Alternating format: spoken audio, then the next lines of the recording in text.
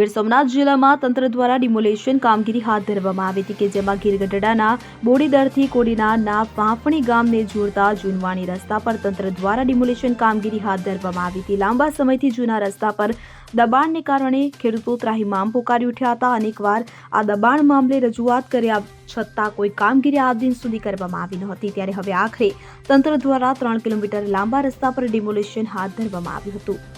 દીપક જોશી સાથે scene 24 news Gir Somnath. હવે જુઓ દેશ દુનિયાની તમામ ખબરો તમારી આંગળીના ટેરવે।